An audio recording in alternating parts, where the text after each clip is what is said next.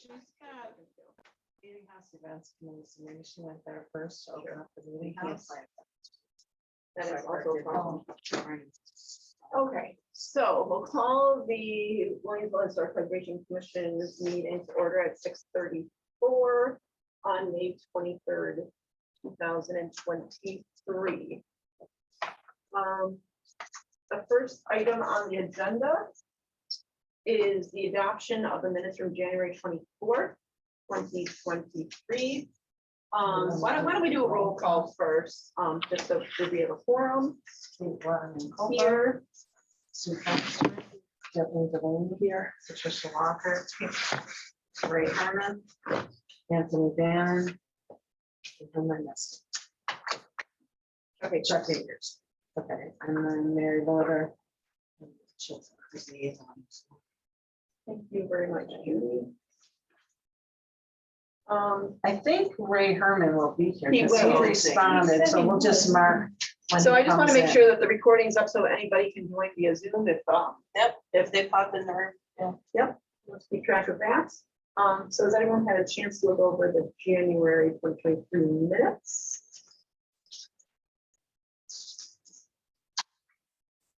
No. Yeah. So that was 72 South Cayuga for the stairs. The Volio certificate of appropriateness sketch review. 19 South Lawn nomination, Forest Lawn.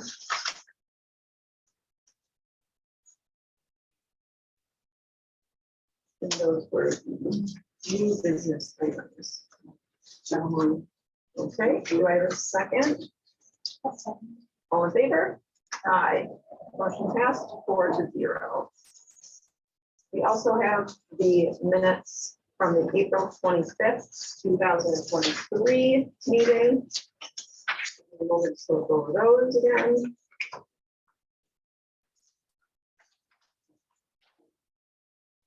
February's missing, right? We did February at the last So meeting. I'm just looking at. Yeah, they were supposed to do January too, but Kate missed it and we didn't go back to it. Yep. So we just added.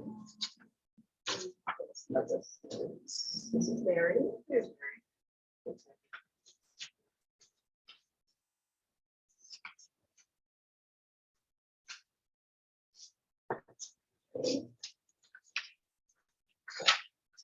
Careful of all the cords, Mary.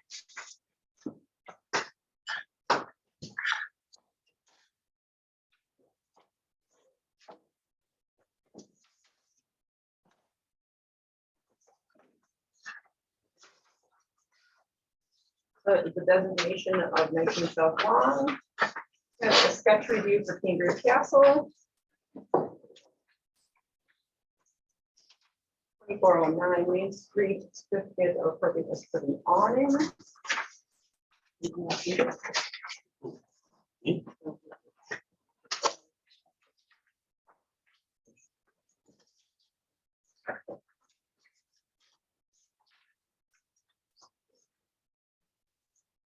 That was a new items. That was the old business. With the order of plaques is the business.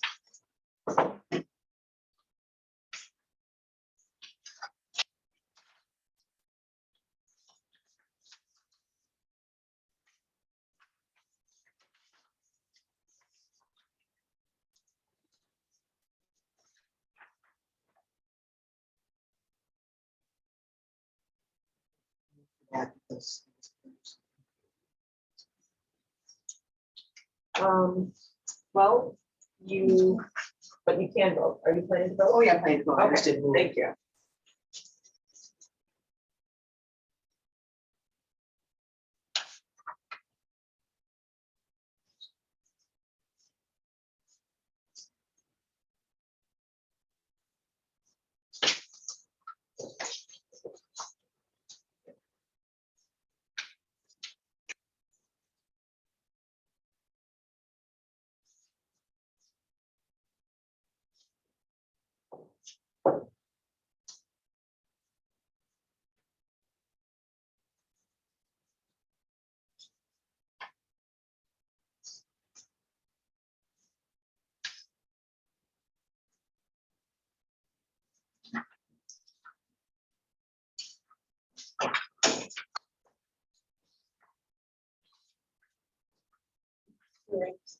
We're just reviewing the minutes Okay, for the Tuesday, April 25th, 2023 meeting. Want to have a chance to look over those and vote? sure. I wasn't there, so I'll refer to Okay. read my guess for. Just said that. According to president, you can vote, but if I someone can. who was there would like to make a motion to approve, Someone. do I have a second? All in favor? Aye. Motion passed 5-0. Ray Herman joining the meeting. Okay. Next on the agenda, we have old business, Cambridge Castles, particular appropriateness for various restorations. David Shaw, the architect, reached out to me and just asked for this to be tabled until they can present at their future meeting for their certificate. As nothing has been issued, and they were, I believe, on the court review at the last meeting, so we will just table that. Next item, 5409 Main Street, economic hardship case for the awning that is currently installed. Do we have anyone joining us on the video? No. Should have popped up with the graphics, so. Judy, was anything sent to the village for distribution to the HPC for this matter? Nothing. Anything from you, Chip? No, and I told him he could send whatever he wanted me to send it to me. Okay. After we had that discussion, he asked. Table it, that. So I told him, he asked for the table. So this is the correspondence that was had. Chip CC'd me on his response to Mr. Gagliardo. And then I responded that we have video conferencing options for the meeting, and that we will not be tabling the item. And I asked Judy what she did, set up and send Mr. Gagliardo the Zoom link. And I asked to submit a case in writing for the meeting as per Chip's email. Or he responded back. Let's see. Responded back.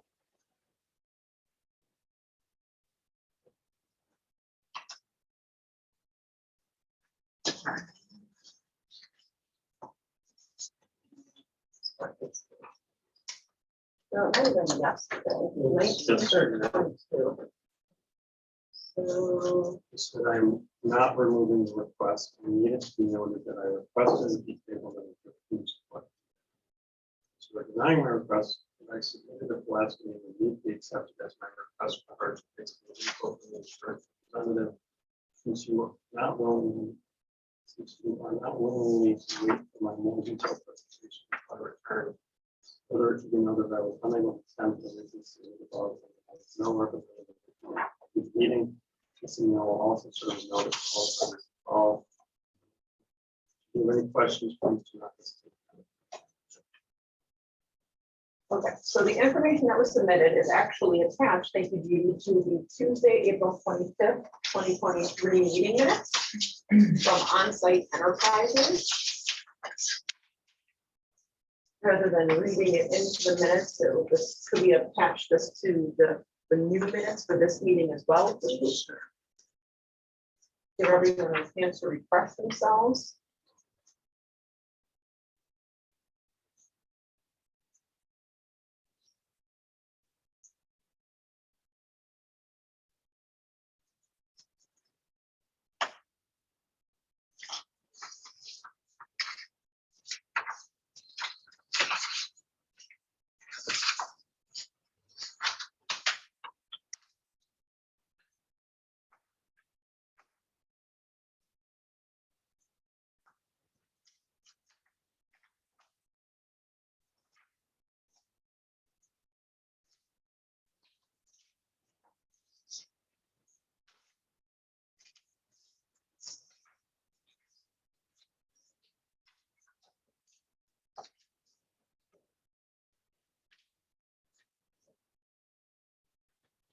So I just would like to note on page 1 and two. So part of the reason for that the consultant has advised us to keep it relates to the Amherst building code, and that section is not in the Williamsville building code. That was identified for the consultant at a previous meeting.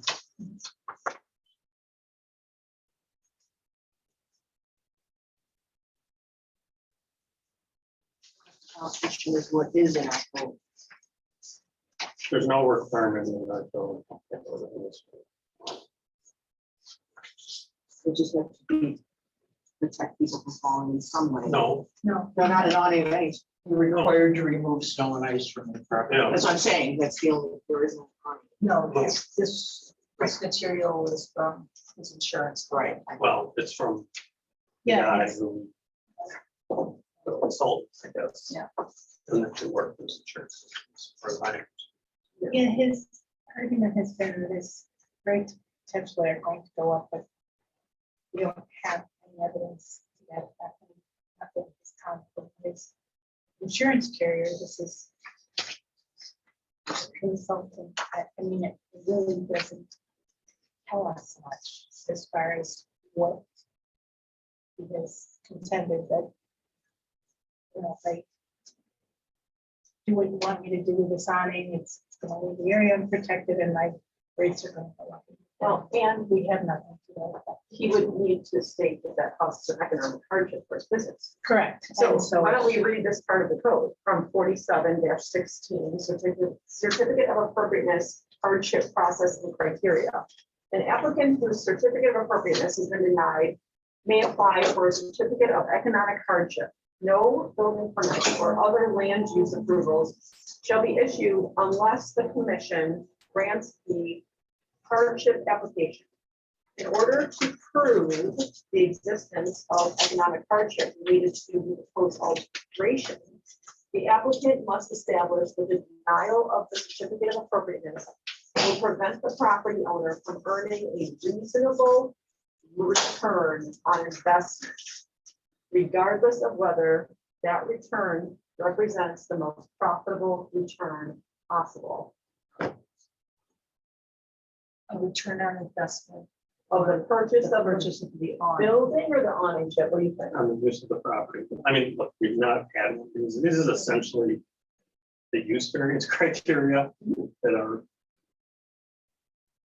right in here. I mean, what it says, and I like those that said, the applicant cannot realize a reasonable return of compliance with the commission's decision is required.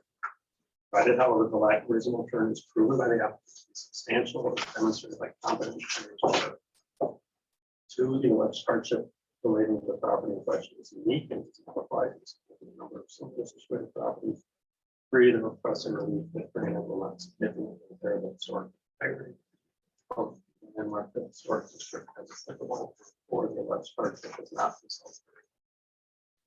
Just to make sure the record's clear here.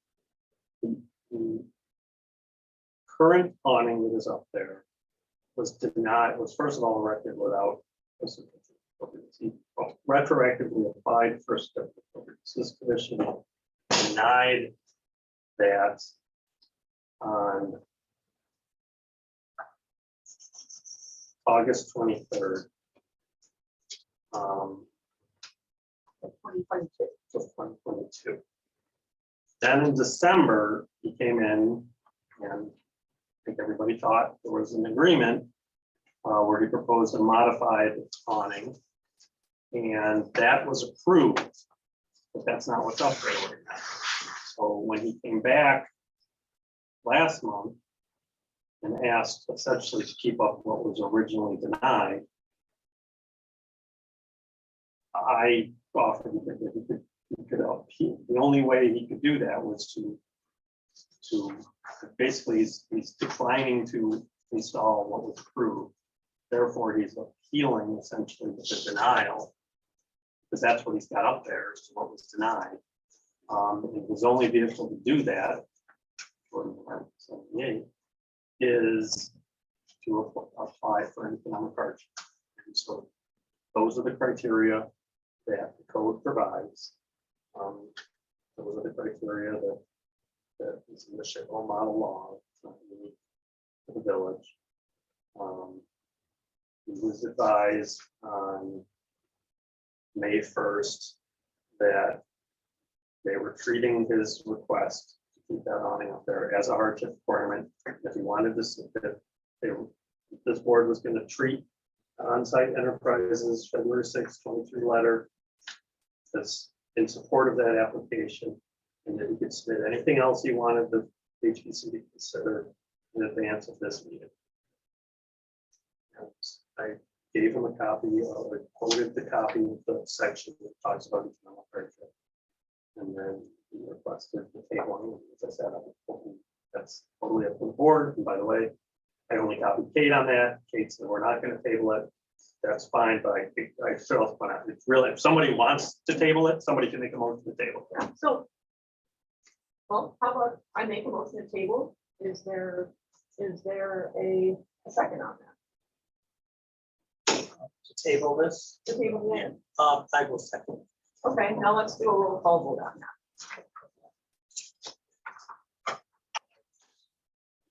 Happy birthday, Dan. So, do you? There's been a motion, seconded. Yes. I'll go first. That's good. On this one. Well, let's go the other way. So I vote no. I'll vote yes. I don't know. Okay, then the motion failed 4-1.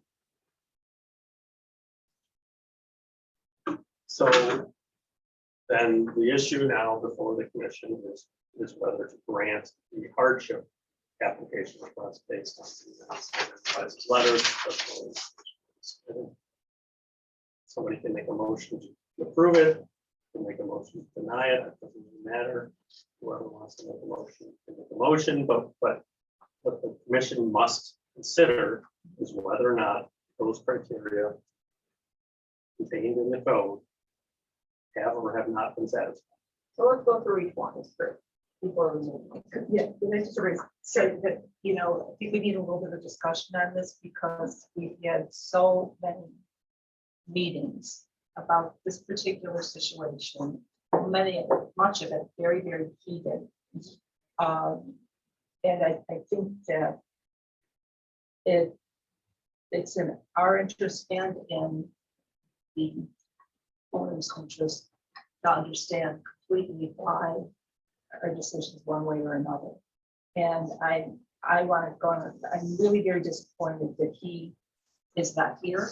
I'm disappointed that he did not take the opportunity to Zoom in or to contact anyone, you know, when he knew when he left what date our meeting was going to be and that we would be available for this particular decision.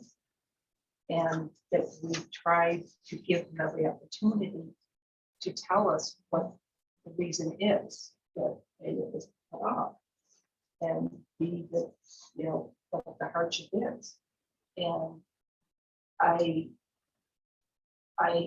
am made more aware of it by what Eddie Walker had said, that we didn't get anything even from his insurance company to state that this would be a hardship.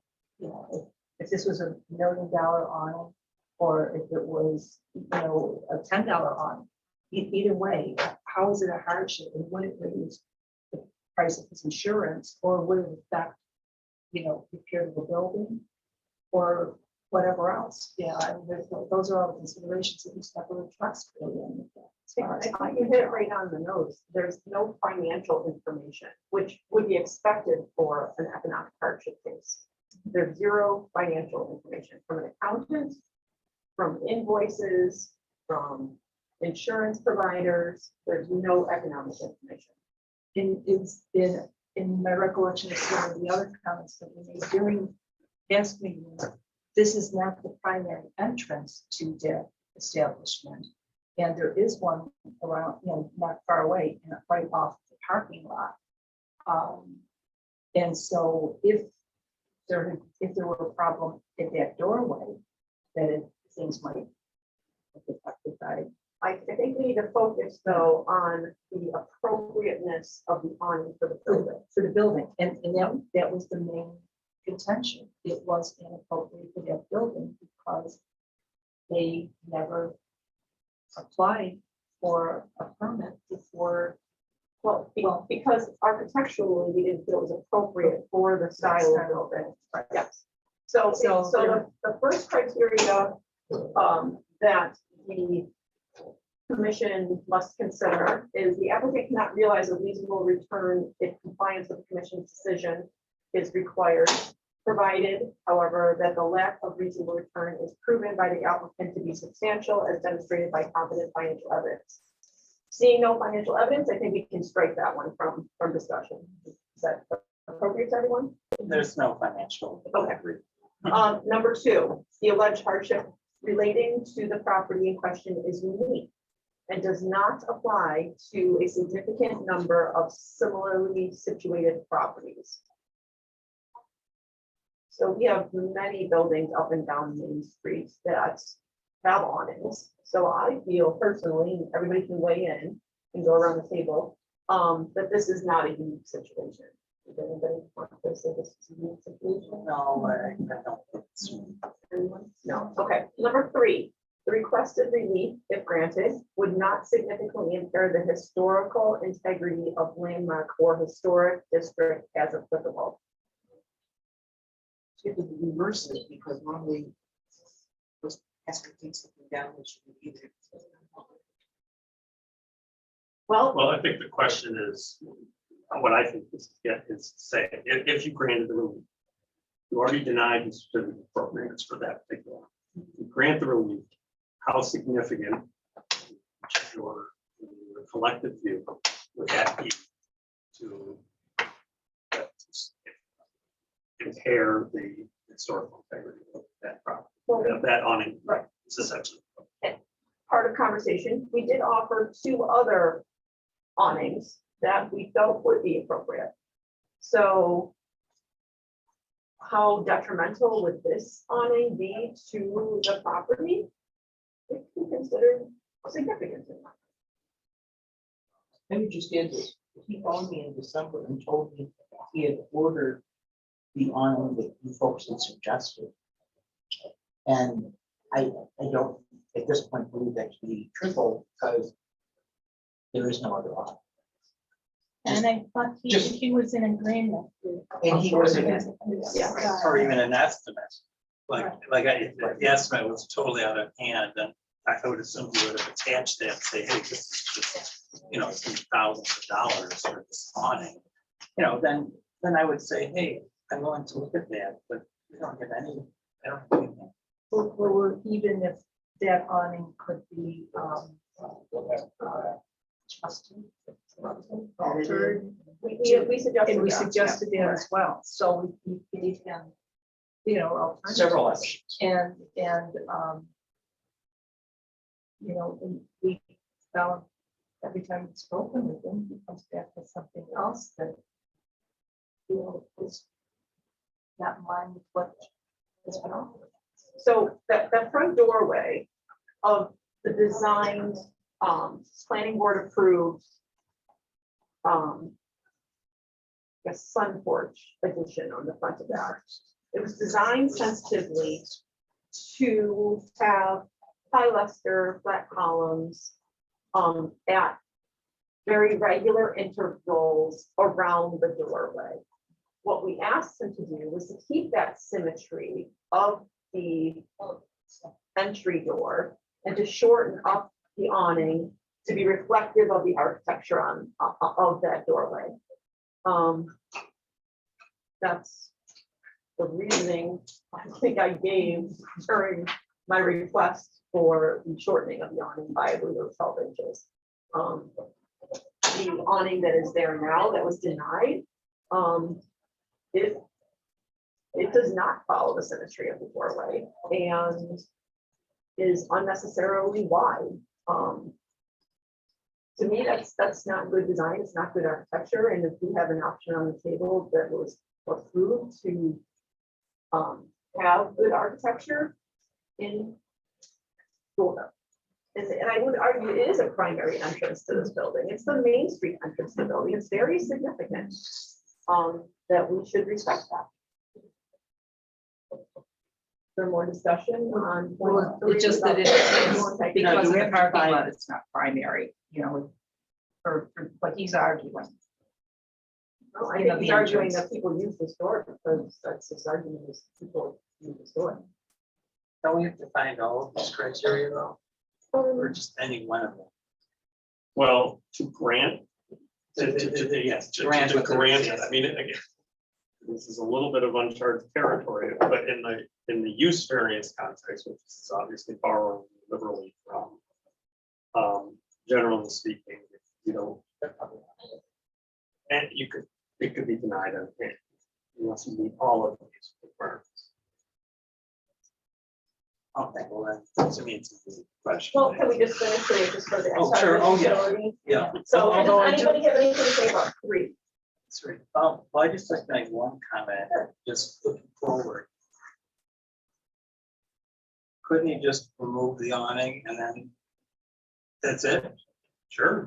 Absolutely. And in fact, I suggested that in my response to him, that he always has the option of just removing, just to notify Chip that he's removing the awning, and we're just done with it. Well, the estimate would be removed until he receives the certificate of appropriateness. That Well, that which he didn't come from did, he me. did get a certificate of appropriateness in December, so that's when we thought this was resolved. Right. But then he just didn't do it. Do it. He just couldn't do it. And then came in and said, I want to keep it. As chair of the HPC, I just reminded him that he did have the option for me to remove this item from the agenda of the economic hardship case, and he just removed the awning. So, And we even gave him options. well, we're not gonna talk about that. No, We're I'm not. just saying. Yeah, well, we tried to give some free architectural advice. So number 4, the alleged hardship was not self-created.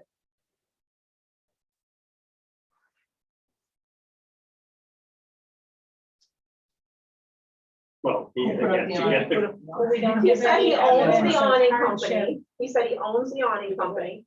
And. no, I think he said he used to Oh, own. he used to own, Yeah. okay, so that's why he No knew the longer. CAD program and he can manipulate it. Right. Okay, I think he said he used to own a awning. a awning. So I think by putting it up without asking for a certificate of appropriateness, kind of skirted the idea of not purchasing something before we have approval. So I feel it is self-created. Well, and it also refers to economic hardship. We have no idea what paid for the awning. We have no idea what it costs to install the awning. We have no idea about anything. What it would take Which to replace the awning. has financial repercussions or impact on his business. And I think they too. It's hardship to the bottom line, it's financial. And I have no idea, based on this, I have no idea what that is. Now, gave us some numbers, and estimate, there's some to talk about. But it seems kind of. Okay. Are we ready to move forward with then, I think we should just solidify this in a vote on whether the case has been made for economic hardship for 5409 Main Street, for the awning that was denied, at the August, 2022 HPC meeting. I'll make that motion. Making a motion to deny the hardship. I am. So, for a second. Did you read it before? I'll say.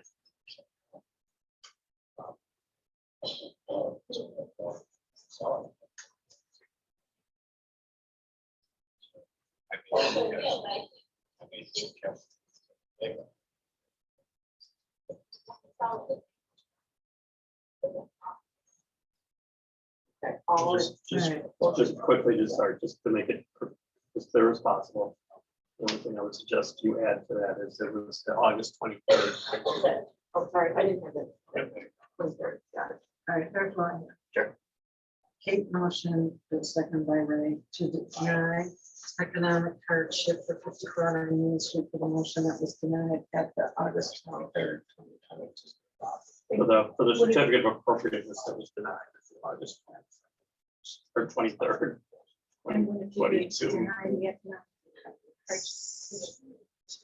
I like that. Application.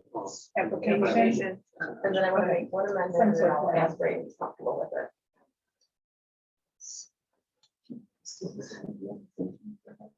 We don't really have one, so It's an informal. I told him we would treat his request as a, And he put it in writing in email, so if I could amend and then I'll ask Ray if he's comfortable, based on the applicant's email on May. May 22nd, 2023, identifying that the hardship was based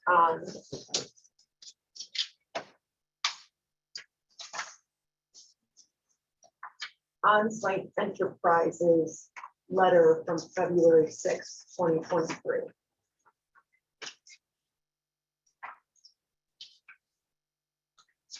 Well, and also just, whatever correspondence you read to us. So, That was the email. Yeah, and okay, so the the email. right, Communication. So this is based upon the email that to us. from. It is also based on this document. And was that everything we received? That's all we received. that is all we received, and he did say the email that Nathan referenced.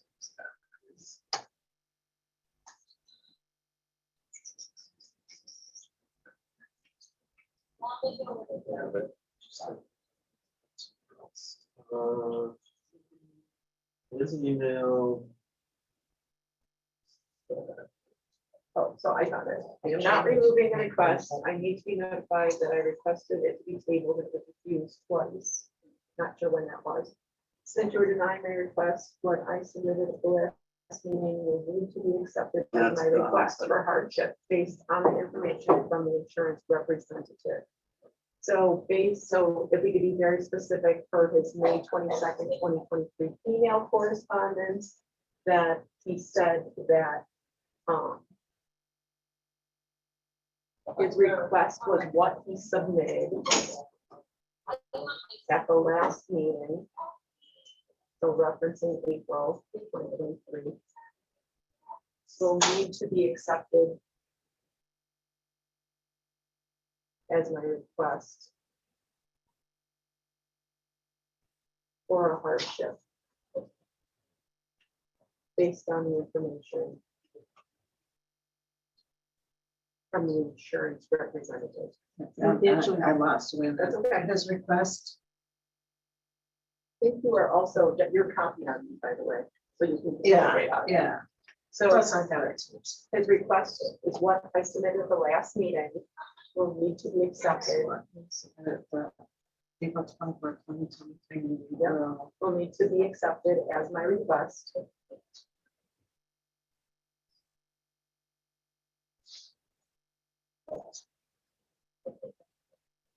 For a hardship. Based on the information from the insurance representative. Actually, the letter is from Well, the yeah, consultant yeah, to the insurance. agreed, but we're going to include this. The record is the record. Yep. What he submitted is what he submitted. Can you go back when, the reference to August? You know, 23rd, 2022 yeah, meeting, yep. I thought you said certificate of Appropriateness. That is one of the certificate of appropriateness. That is the subject of his hardship application was denied. The current one.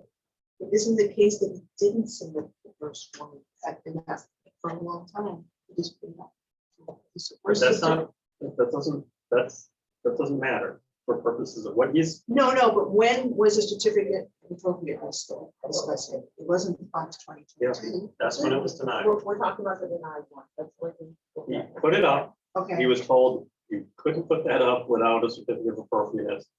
Came in, applied for a certificate of appropriateness, was denied. In August. No. I thought it was later, that's all. You know, so what, but then he was approved in December. for a new one, modified one, which he I has got not. that, but I didn't think. Yeah, no, it was August. I had to go back, I looked, I went Which, back. and that was the one that Mary spoke with me about, right? I just want to be sure of the dates. That's all. Yep. But the one that's up there now was officially denied on August 23rd. So for Ray's edification, could you read back the motion then? So he could choose. Well, I'm okay as long as it references that the date and email Yeah. from this individual and the attached thing. I think that's all we have to really Okay. do. Yeah, because I'll go Words back amendment. and compare what I have and what Kate. And massage it to what was said. Yeah, yeah. Okay. Just so that all the communications that we received from this person are well considered. And, We're talking about all. yeah, so that's all. So I'm made the motion, Ray, you're seconding it? Yes. And then, so then can we have a roll call vote? Yeah, on the question. Okay, 1 second, yeah, on the question. No, just so that we know what we're voting on specifically now. The denial of the hardship, economic hardship case for the awning at 5409 Main Street that was denied on August 23rd, 2022, based on the applicant's information that his case is based on this letter from On-Site Enterprises.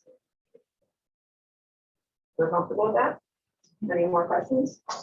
Okay, Judy, if you could do a roll call on that? Okay, Kate. No. Wait, Well, motion to deny? Yes, Yes. yes, motion to deny, yes. Motion, yeah, to deny the economic acceptance. So you're a yes, Yes, motion to deny, yes. yes. Okay, Sue, Dunster, Yes. Ray. Kathleen, yes. Hmm, Motion passed 5-0.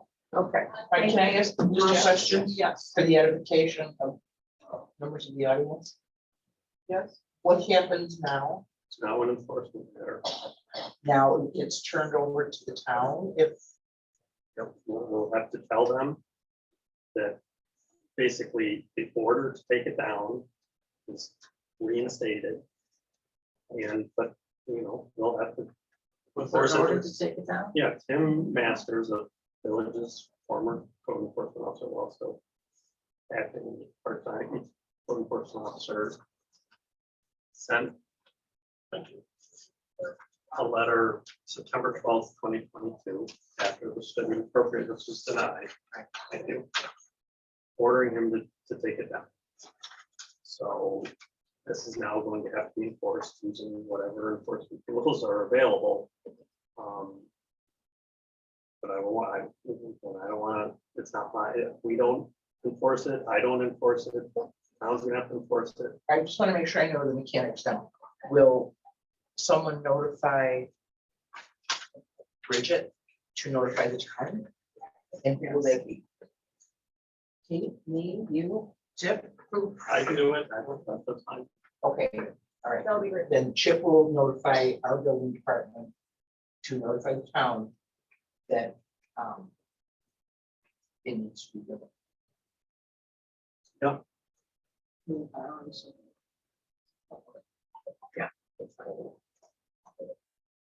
Okay, so HPC is done with this. Let's move on to the next agenda item. Okay, can I 56. just say here? Oh, sorry, yeah, Did you approve the minutes from we January? did before you got here. Oh, Is okay. that okay? Oh, that's fine. Okay. Yeah. Yes. 5558 Main Street. So I have been working hard on this meeting house application. Trying to describe the all the interior features and dating the alterations that have been made. I just want to, because I don't have a final product for you tonight, hoping to, but I don't. I just want to make sure we're comfortable with the 3 cases that I'm trying to make. So the local criteria, I went for 1, 2, and 3, which is associated with the lives of individuals or of people of events significant to the, we'll say, local history. recycled price, their, I'll try to put it, their, settlement in Williamsville as, you know, very early settlers, to our region, and then they outgrew their space and built this significant building. Well, the prominence of the membership. too. I mean, That is true, I didn't touch on that. They were extremely prominent membership. That's right.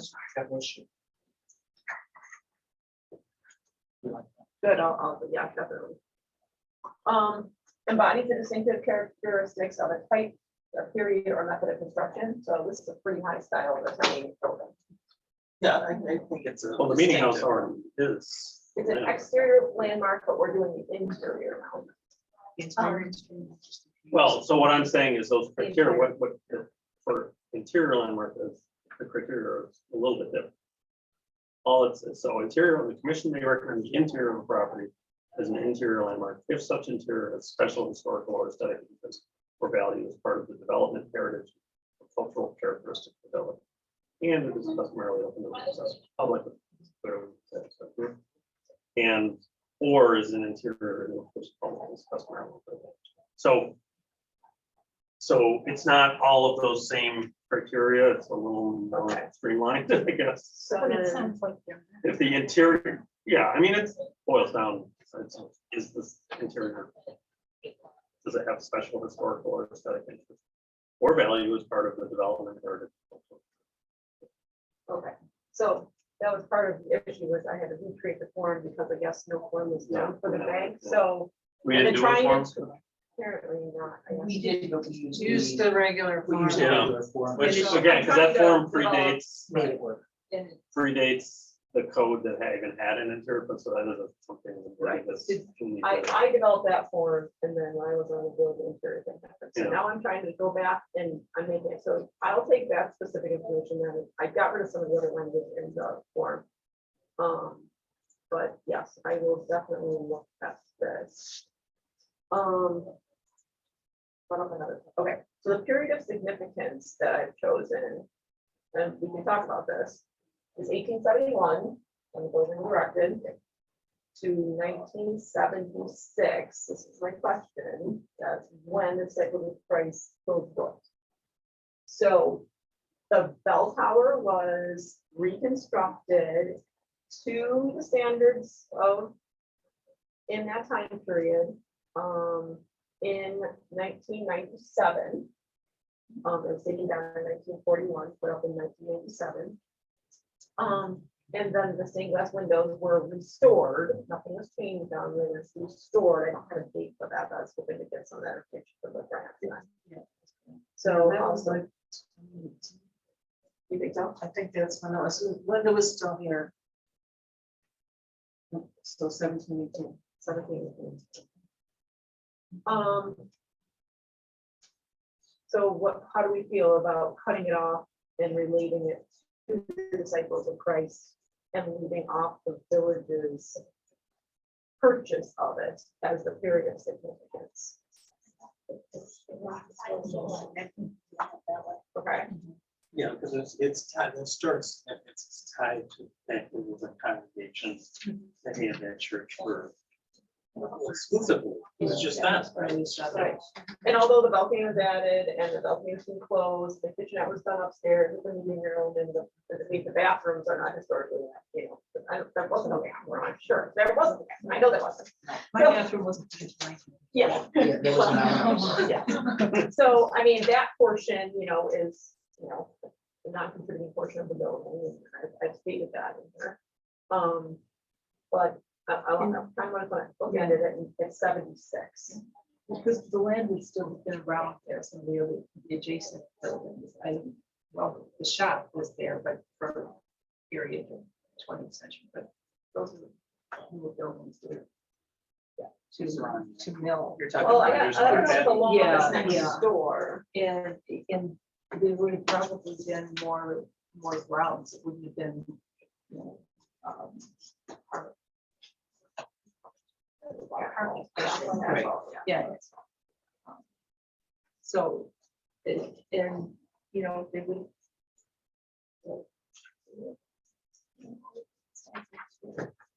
And I don't know when the egress door in the back was put in. Maybe I can find something in there. I'm assuming building code dictated that. I do not think that was original. There's a couple things on the rear that I don't think were original, but can anyone think of anything else that happened? I mean, I've only lived here for like 15 years, so anything happened? Near the post- trap door on stage was that. That's the Baptist. That was done, it was done after they started because They were baptizing. they were in the baptizing in the creek. creek. Right. Yeah. And then when they put the trap door in so they could baptize. in the There church. might be, an additional comment. Well, I think that actually, from what I read in like, Sue Miller Young and John Grundy's stuff, is I think they were baptizing when they were on Eagle Street in the creek, and when they moved, possibly they built the baptistry right away, and they were baptizing in the church at that point. That could be, So I don't want to put things in that are not Yeah. factual, Okay. because that's what I read. So I'm just calling out the baptistry, or how do you say that, on the altar. And I'm assuming the altar was original, but that the 4 pilasters with the arches and the paneling behind the stage, does anybody know how long that's been there? I know it was repainted like within the last 15 years, but is that original? Or is that faux? As far as I remember, it's always was not bad, but of course I'm going back to right after this church. I went to church then. But It appears to me it's original. It appears that, it would have been very simple worship service, kind of, I'm guessing it's, there would be a lot of elaborate things. And the symbolism that's used up there, does anybody know if that was part of the paint job? Or like, if they have like a religious symbol on the left panel, a religious symbol on the right, and then the arch, it's almost like a full transom in the middle under the arch, has like, what is the IHS or whatever it is. Yeah, In that's that. I think that was there when we got the, Okay, so I think that was part of their. so and that we would have been never in the painted over period of that. significance. Oh, we've never painted over that part? No, I don't think so. Oh, okay, We could paint it out. okay, so the back not for the altar. Yeah, Right? I don't know. That's what I was thinking, because they did like the You thought rust they clay repainted that? color. But did they take liberties on what it looked like before? And That I don't know. do we have, they must have some kind of picture of what it looks like before and after. Was that here during that time? I think so, but I No, don't. that's- Well, Dan did the painting. Yeah. Oh, In there, in the. Where? Julio did the painting into it. I thought Dan did painting on where. It might have. I think Dan. did I'll too. ask Dan if he just knows. I mean, he just might have Okay. know, he just might know, because maybe Something like that. talking to somebody only doing or something. Okay, I'll reach out to Dan and see if he knows anything like that, girl. And the lights, so they're pretty unique lights. There's a metal with, Glass piece. they're glass casing, but they're like really sharp metal. They're almost like cut grass or something. Does anybody know if those were replaced, like were those like, oh, look, these are old. I can't imagine the village will. No. I'm sure the church put it in, they could have been put in the 1920s. I mean, it's Yeah. not, Yeah. you I know, mean, they wouldn't which have still had would mean electric they're lights. still Well, historic it values. falls I mean, it's within still the period 100 of years old. significance, Yeah, because so we're you're- gonna all go all the way to 76. Because you So I think was when just they trying to built it, figure out there what would have been it gas lights or. You don't have any candles. There, and Tim Smith. that one, I think. Right. Right. You know, That's they would what have I used, Yeah. I guess that's like 20s or. Or that's, you know, You know, it's definitely, which will come. He died last year. Let me ask Nancy Lutat, because she was a member of the church. Oh, She yeah. says that, right? When she was a child. And. You know, I I will reached out say to her. that those are very similar textures to textures in my church, St. Paul's. When I met up with people, I don't know that those are original either, but There was church Yeah, supplies, like. Well, so that church was built when this church was built. Because that was their original location, they have frame structure there. Right, Right, yeah, St. there Paul's was, bought it, there has been. Right. There's been, but then they rebuilt it too, didn't they? Completely rebuilt, there was, or they added I on. There have a was- feeling it was very small. it was, as far as I know, and Juliana Fiddler Boyd was the person to talk to about that. And she's the history of the church. There was an early church there. Then later on, I think after they moved out, another foundation was put up. That one, and then St. Paul's, the Eggertville location, this was their mission church, and they built, I believe, using the foundation that was there. The church is, it's now, cornerstone is like, but it's, you know, it goes back, it was used by that church and other churches. Longer. So but that kind of makes sense, because if these were gas lights originally, probably they weren't backup fitted or anything, I mean, there was electric. So if that was built in 1900 and it has something similar, I mean, the time frames kind of line up as to when things would have been changed out to electric. So I mean, that could give kind of a good estimate of for the original electric lights. I can ask you, what do they have to know? Yes, this is. Do you want to send a picture of these or anything? These look like very, very churchy type of lights. Yeah, they're like standard church lights. I mean, And I think of the chapel of Canisius too, and they're very, very similar. Yeah, but, and they were all, well, the Canisius chapel was built much later, but they would have had access to, you know, some kind of materials from around. the area. Yeah, I'm sure they're in the catalog. Yeah, Just yeah, picture, yeah, yeah. yeah. The standard church catalog. Yeah. Right, church looking lights. But these are something that I could see somebody in the future saying, oh, not significant, get rid of it, you know? No, So I no, wanna just no, it is- identify no, these I think things. it's. They've been there long enough that all of us remember that, you know, I think it is significant. Well, the bottom line, it was in place when we were actively worshiping there, so that's Right. part of the, and it's certainly the stained glasses. I think. Oh, yeah, yeah. It is definitely. And the pews, seem to be original, I really love, anything I like that. can't say, I'm guessing they probably are. I I think mean, there's- they look like same time period. Yeah, I'll look more closely at the pictures to see if there's any scrolling that's same on the woodwork on the walls or anything, but I mean, so we know, Barry and I went through detail, the vestibule was something that was created later on, whereas a wind and weather lock. It's, you know, I think the front doors are original, and so, I mean, you mentioned that, but, you know, they didn't need to be significantly repaired or replaced, so. Also, the sanctuary was just more open then, I, so you just open up the front door and it was just. I think it was one giant Just one. space, because I don't think the balcony was there. I think they added the balcony, and then later on they blasted the balcony, is what I think happened, when they converted it to a meeting kitchenette upstairs. So I think it was just a very, very low rail. Well, Well, that was that their makes choir. sense. Yeah, Oh, so maybe I should stop calling it a balcony. Yeah, call it a no, choir Yeah, I loft. think it was the choir loft. yeah, and those would have been lower too. Right. at that point. They probably had the organ right up against the lower wall. And then the choir people were behind it, and then they had those windows, I think, probably to control when they were hitting the first choir rehearsals. Yeah, I mean, I think they just wanted privacy up there, and they just blasted off, and then they painted over it, so you couldn't see. I mean, that probably changed what's there now. But I think we looked at the angled walls on the first floor that support the balcony.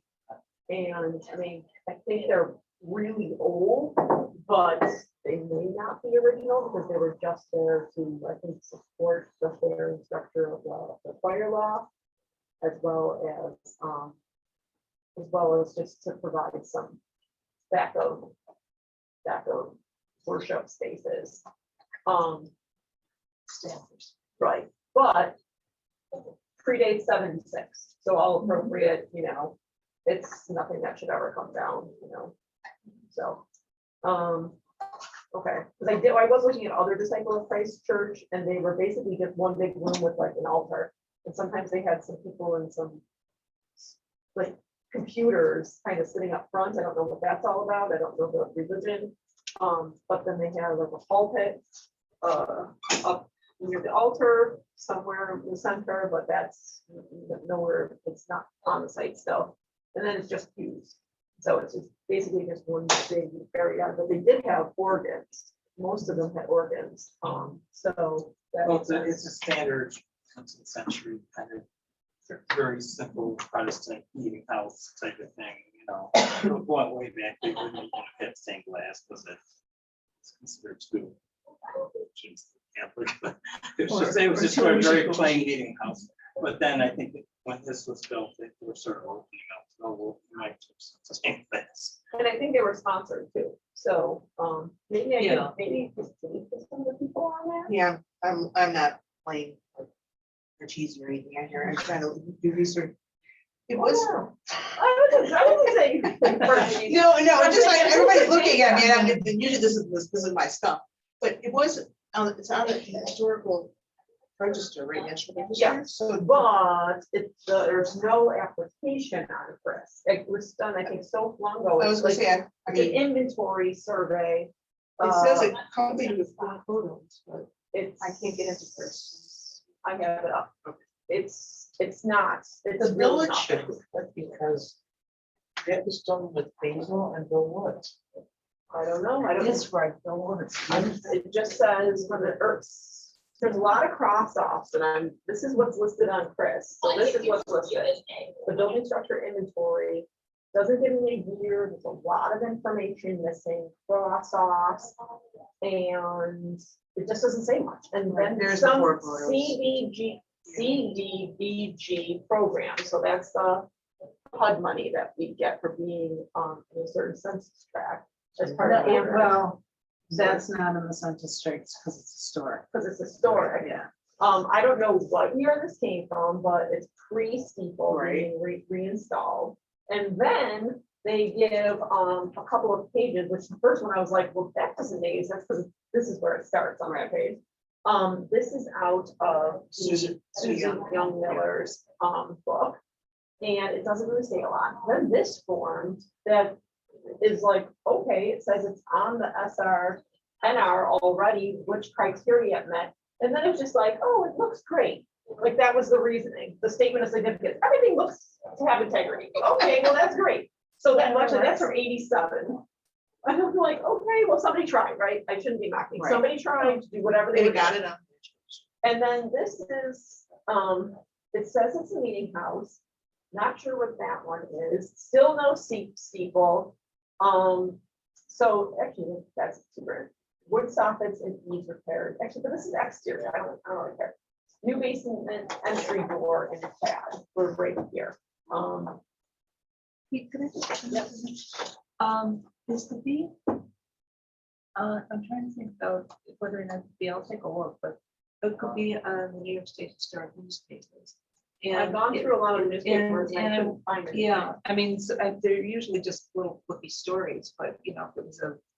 Yeah, I'm trying, that's where I was on newspapers, yeah. I have a subscription. Yeah, So and, what- but the what New were York you State searching? Historic newspapers would, you know, I'll take a look tomorrow and see if I can find Great. anything else to that. It's also, back then, it's the Williamsville Christian Church, so you gotta not pick meeting house. And it's because a Oh, funky- no, it's a right. very No, funky I'm telling you. database I was doing anyway. Disciples of Christ, everything that was on the, Williamsville Christian Church. so It's Christ Church, Disciples of Christ Church. Let me give you the other ones.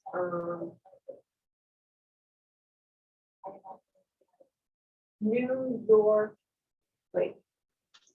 Christian Missionary Society, possibly. That's who.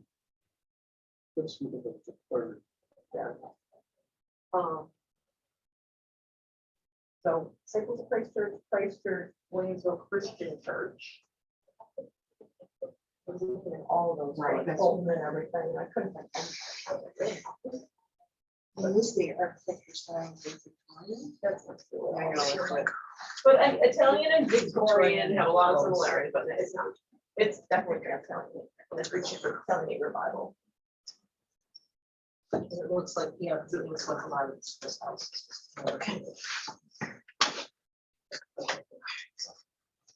So, that's kind of where I'm going with this, so I would appreciate any help you guys can find, because I'm kind of hitting some dead ends. And then I think I'll send around my statements of significance and stuff. You guys want to look through those when I finish crafting those 3 arguments off down the arm and the back off. 3 arguments, go to the code and see what we're. You don't have, there isn't a requirement for how many things are inside, but it's just, the the bulk of the interior, because otherwise we would have problems with, but we were just asking for the painting anyway. So what are we protecting? Everything? Yes, I think, because that's what I'm asking, does anybody know of anything in there besides for the bathrooms and the cabinetry in the little meeting room that's not original to when the village was doing it, because that's the cutoff.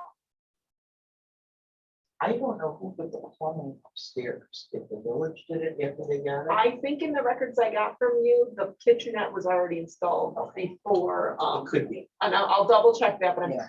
I'm positive that I that's in haven't the records. Yeah.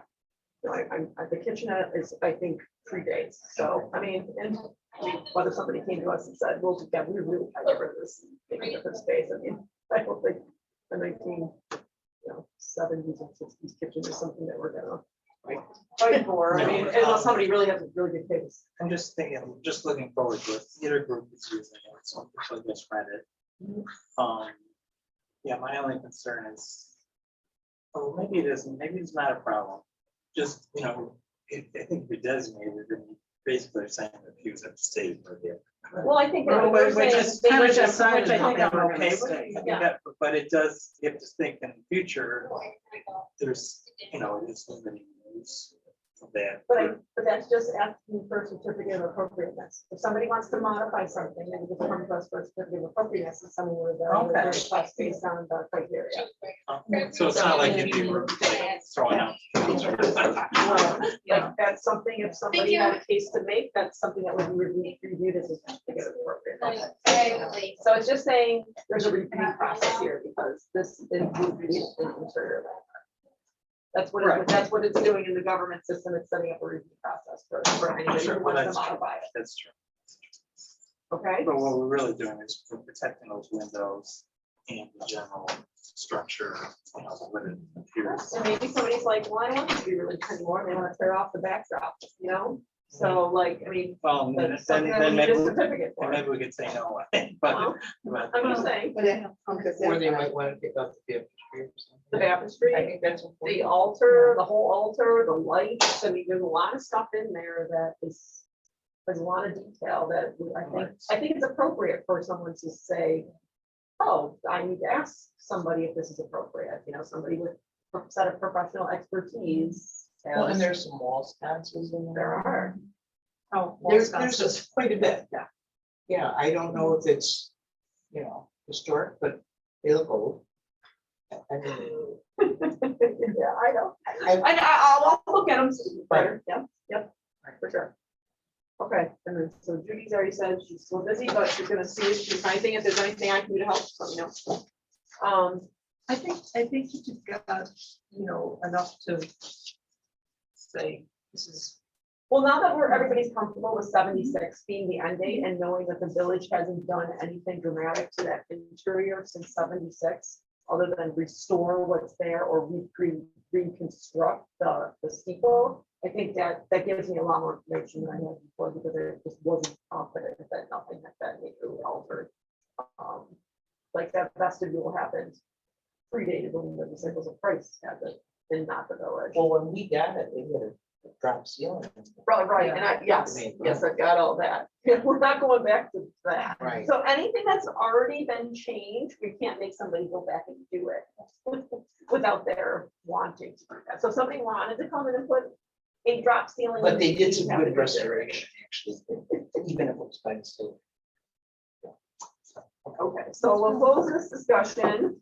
for tonight, investigation of 100 to 200-year-old structures in the northeast quadrant of the village. Still need to get that to the Chuck. Does anybody have any discussion to add to that? I have not looked. There's one house. And then we go, it's gonna sell. Everything is, no, from what they're doing with this, and that's, I don't know. The one that abuts the meeting house part of that? Oh, no, not that one, the one, in the Gilberts. The same side of the street is 30. straight, come out my side door, shoot down toward Eagle, the Yeah. White House right there. Oh, they're yeah. really pretty. Yeah, Yeah, yeah, and. what's her name who's over there? Outlets. Yeah.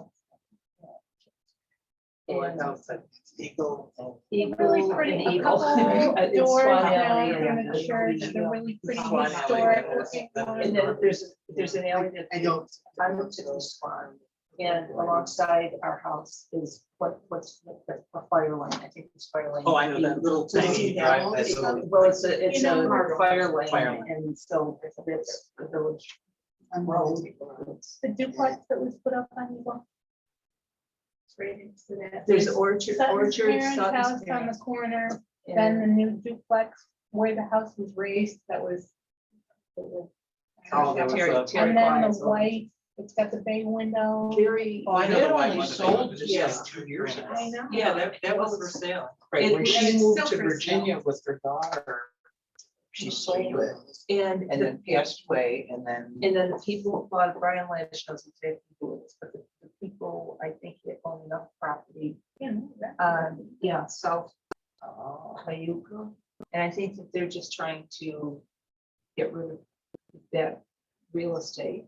And there is a family, small family that. It's a small house. It's but very a nice Oh, house. it's really nice. And a You beautiful couldn't back be there. over 6 feet. Oh, the but ceiling. The low, but in every way, but it's really pretty inside. Yeah. Yeah, and Yeah. they took wonderful care of it over the years. And I wonder if it's because it's so small. I think so, because that's why she got, and she told me. She gets into all of those houses around that, but, Yeah. Well, I actually went to the one, the estate sale at the Eagle and, oh, Mrs. Mrs. Max's house. the brick one. Yeah. The brick, yeah. And, It's the uh, original. There was more room, It's it's so tiny from the outside. It's fun. Oh, that's a pretty spacious Yeah. house. Yeah, it was Yeah. a little, it's like a bedroom. That was added, Yeah. that was pretty substantial change. Yeah. It's fine. And Jean was an artist, and so she did, She had her art studio in Across the there. street from that one. Oh, At the end of the street. Oh, wait a minute, hold on, this Yeah. Jane's house, Yeah. no, this a little bit. Okay, yeah, I saw that with the town. Yeah. Yeah. It's a cute little. I would It buy is. that house. I had it. I wish the vinyl sign at 300, is that vinyl sign? No. No, it's it's clapboard. clapboard. Oh, wow. There's It some, is there's an so addition, a pretty. little bit of an addition in the back. It's And 300. I think the upstairs it's is probably very very small. small. And they got the and little low. teeny windows. Yeah, and it's, and because what they would have done, but the my house that goes up, they removed the wall up there. But there were small windows off to the side, and there were two, so you went up through Was the I- one I had the bedroom and wrong went address. across the I other got the one. wrong address. 43, 43 or No, 48. it's gonna be No. even, it's on my. 48. The numbers switch right there for some reason. Yeah. Yes. 48. Yeah. I know, it's way I 1800. How many? Yeah. 1800. 1848. They, the people who bought it last time paid a lot, Oh, and wow. now they Down want further even below. Yeah, more. that was it. Wow. Because the So are daughter we was from out of state fearful- and was doing out of state, pricing. They'll tell how much. So are we fearful somebody's gonna try to demo it? Well, you don't know, It's a very small lot. but, yeah, And the parking, you have to get in from the hill. There's no entrance to park and and now that we So, have the so I think wonderful. this goes to a broader issue, and Brian and I were discussing it. So my complaint is properties big properties or multiple properties are being put together and then these monstrosities are being built that are blocks big in our village, right? And the same thing could start happening to residential. People could afford gathering up a couple of them for a larger house. Building code dictates you need to have certain fire access to your building. So it's like the building code is telling us we can't take, let's take any building on Main Street that's part of, you know, a bigger conglomerate. Like let's take the B building, right? Just the B, got Village Arts or Buffalo Emporium on the one side. You've got Hunt on the other side. That building, if it needed to come down for some reason and be rebuilt, really can't be built there. Well, here's the thing, Kate, they've been doing it, and the corner house which is the Sutton House, that was a long house that ran alongside Orchard. It went up in a blaze like you wouldn't believe.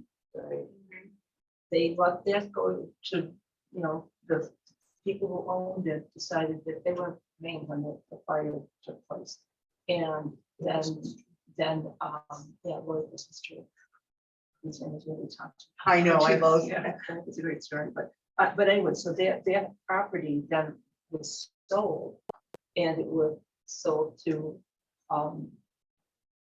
the current residents' son, who designed this Queen house that was totally out of character with the entire area. The house next door was owned by a woman named Carrie Quiet, and it was a double. And she had rented for a long time, illness, everything else. And that went into absolute ruin. She owned a house that's along the alleyway from the back of John's house, the fence of John's, all the way to the street. And when that household, when she died, another person who owns a lot of property in the village took over that, knocked it down, knocked all the trees down, and people who lived at the corner, the Bosses, were terribly upset about that because they were redoing this tiny little box house with an addition that was very much in character with it. And then later on, there was an auction on the house across the street that Terry Quiet also owned, but she died. I don't remember if she had a will or not, but anyway, the taxes and everything else. And that house had to be raised because of the terrible, the guy tried to save it. And so he actually built it on the same footprint. And it really sort of has a similar look, updated a little bit, but it's not obnoxious. So that house, actually, the house next to that is 1950s strange house, but I am told that house originally looked like the White House that started this discussion. really, yeah. Nayland, who owns that White House years ago, like I think in the 60s. I was talking to him years ago at an event once, and he was talking about living there. I said, that's always been my favorite house on the street. He said, you wouldn't believe it, but the one next door, that 50s brick thing, that used to look like. Well, what happened Don't now know is if that's that true. That's what he said. the one that's the beachy color, the weird. The brick, yeah. Yeah, but that house, he's taking care of, it's gonna be one family house. Oh, really? Yeah. It was a Yeah, duplex, he's gone to town. We gotta get best to look at us into these places. But and it really, I mean, I think that it's, you know, he hasn't done anything to the exterior in terms of the house. It's all interior work that he's done. And he's really, dumpsters. And oh my gosh, Yeah. he's worked like a dog. Yeah. And then Bob Carter's house is next to that. Yeah. So it's but the Elliott, Elliott's. Yeah, Elliot's. And so those are the houses that are there on that side of the street. My house on Swan was pulled from like the mid part of the lot, and James has been up since, I don't know, it's a little tiny, you know, Cape Cod. But it's, you know, the properties are small. Yeah. You know, and then we're. And the lot sizes are small. Yeah, no, in egg room, yeah, ours is deep, but narrow, Right. you know, but that's because of where the alley, so there's the alley in front, and then the alley going down is fire lane, the alley next to, there's an alley, and Tim. Yeah, that Cooper's, that's a fire lane, and then the one behind Franklin is a fire lane. Yeah, and so, and it means fire lane too, because we don't have any sanitary sewer for this, the other sewers. Drainage, thank you. There are no storm sewers on Swan or the alleys. So problem we have in our country. It's getting worse. So there's that, but we also don't have any fire hydrants. And they hook up to Main Street.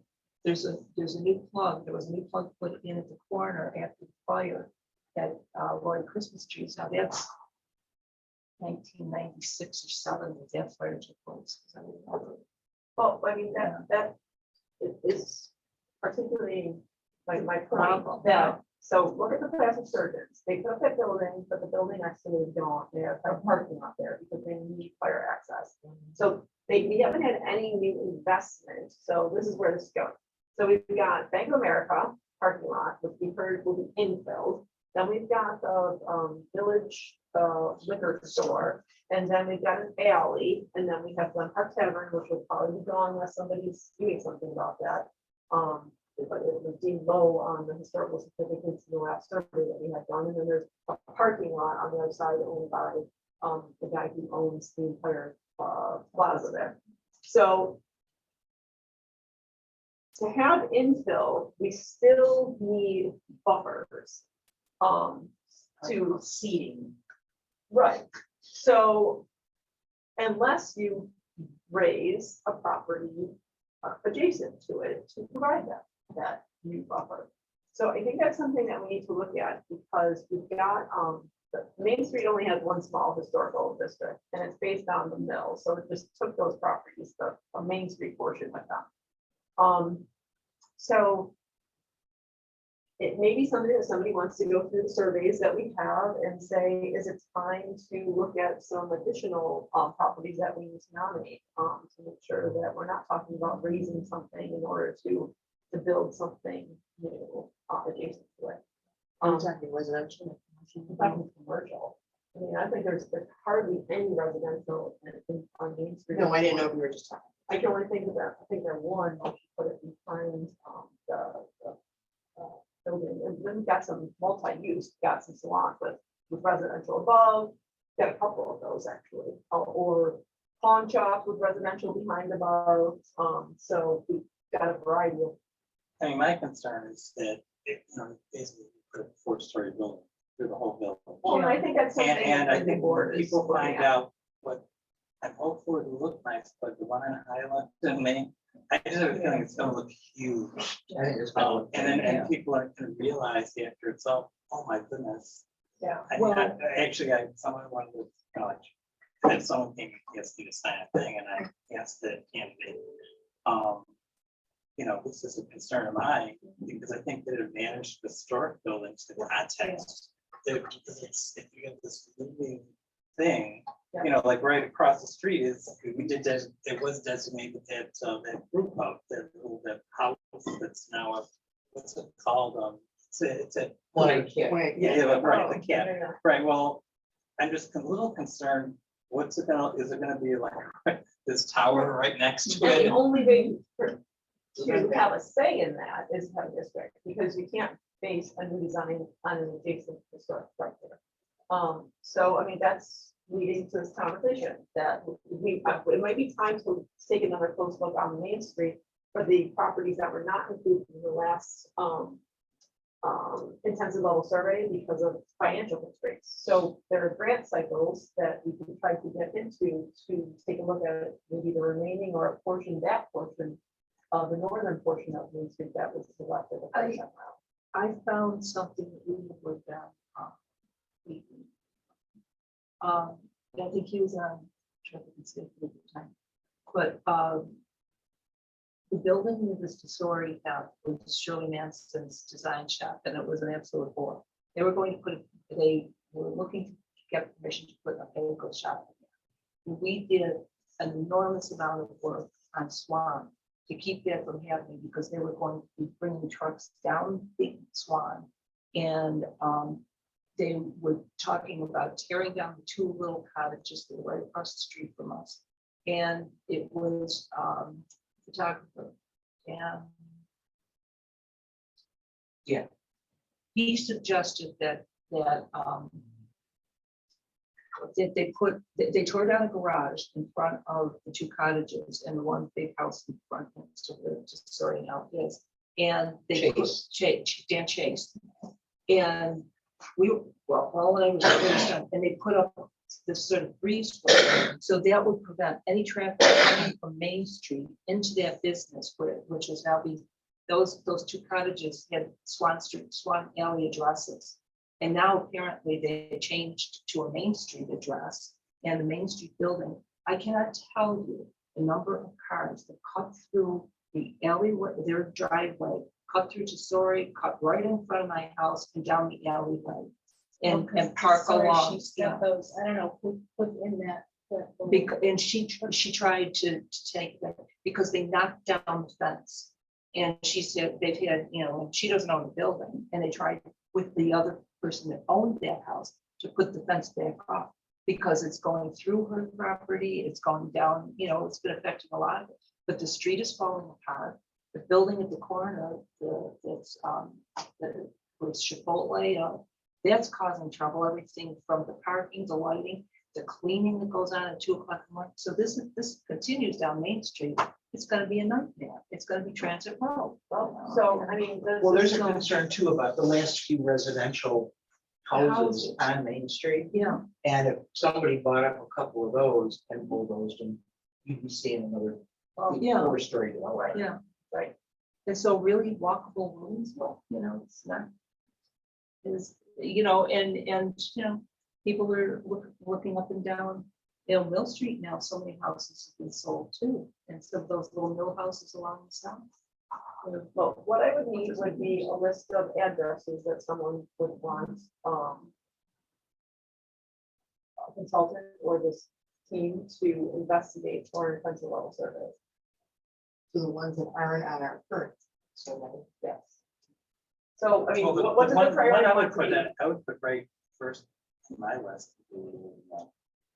Glen Park Tap. It's a very old building and it's. So I'm hoping everyone's going to the integrity webinar tomorrow. And we sent out still the signing notice. up because I couldn't get into. Except that at 1 o'clock. It is. It's 1 to 2.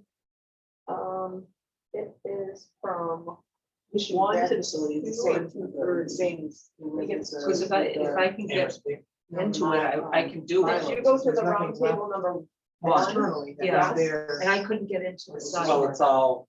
for some reason. It's the Frankenstein assessment.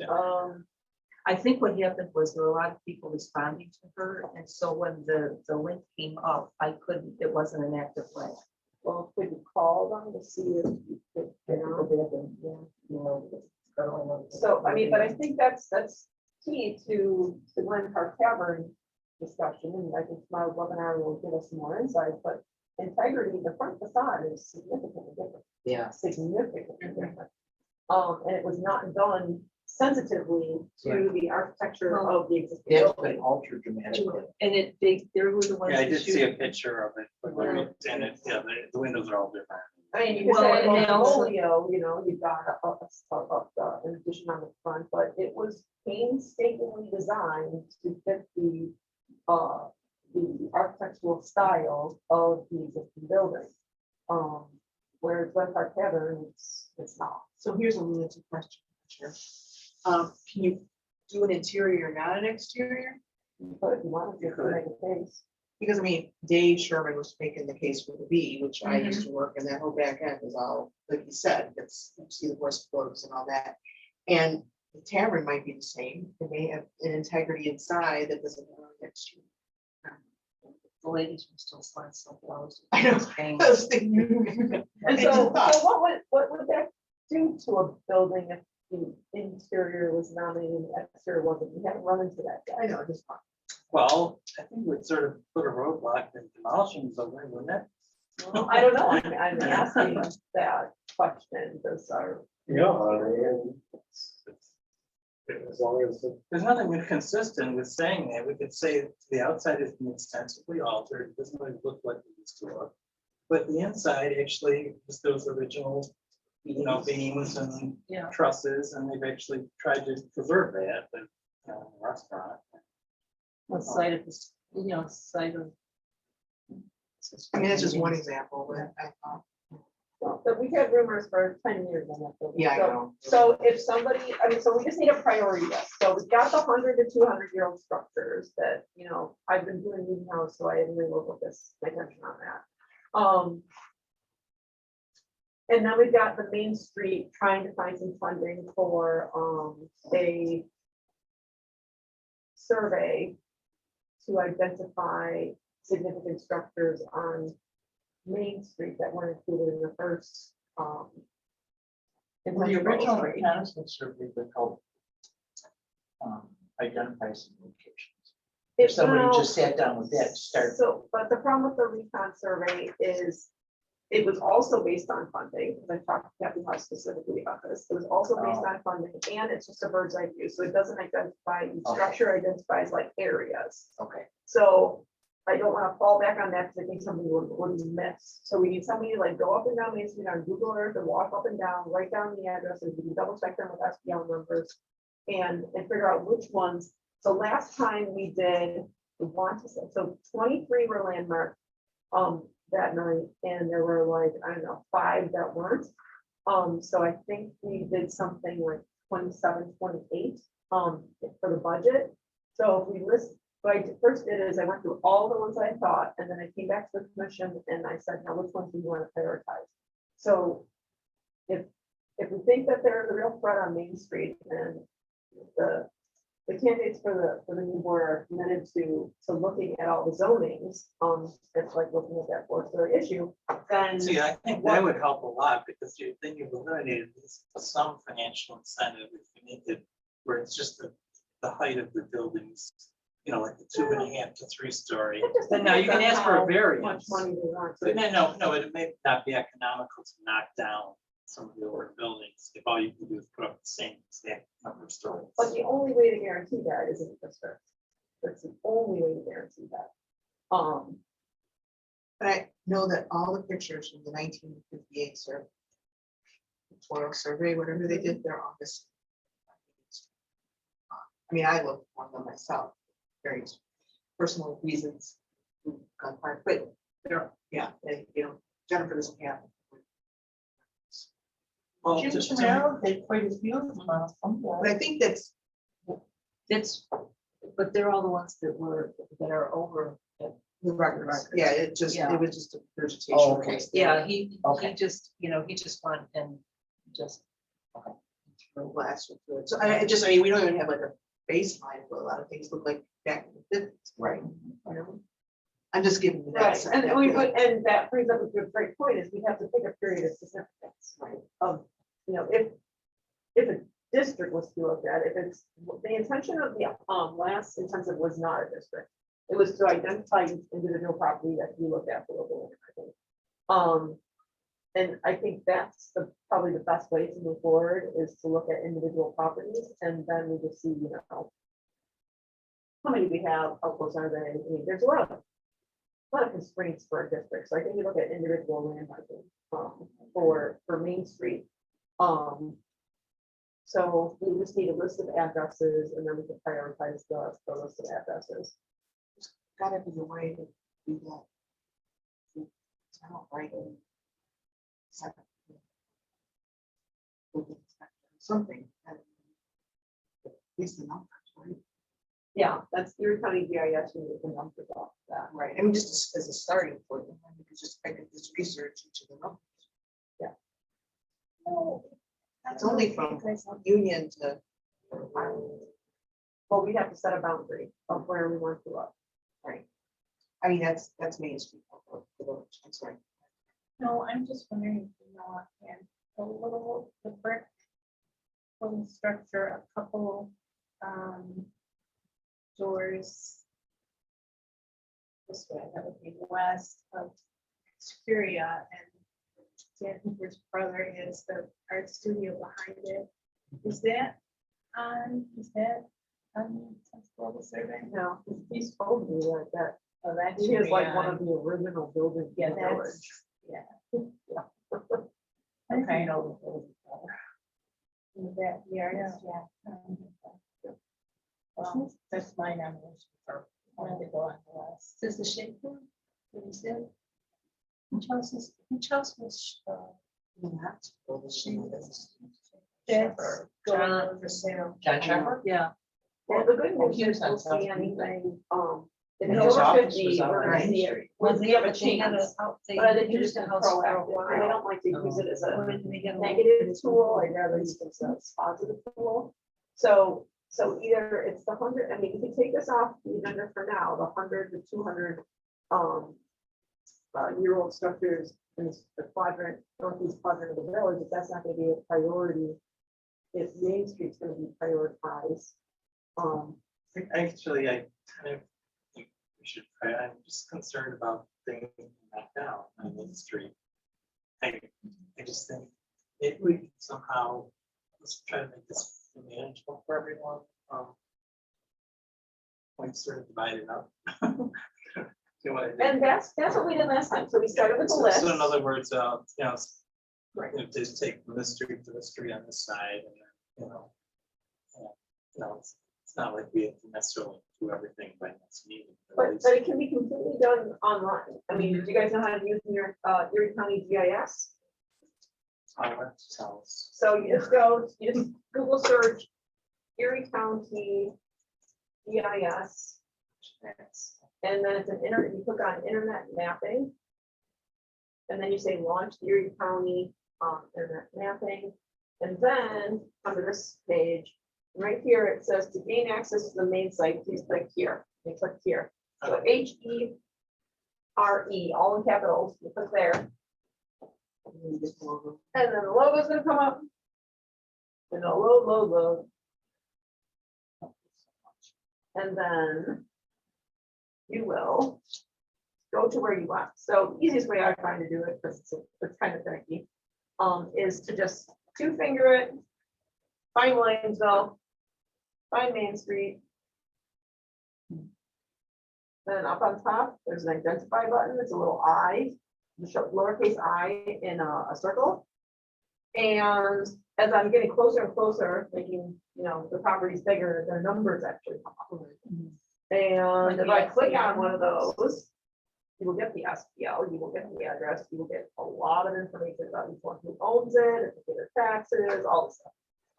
So, I mean, you can go to Amherst Comprehensive Company, but I think this map is much nicer. I use this actually as the map for a lot of my nominations, because I can just pull them up and here's the property.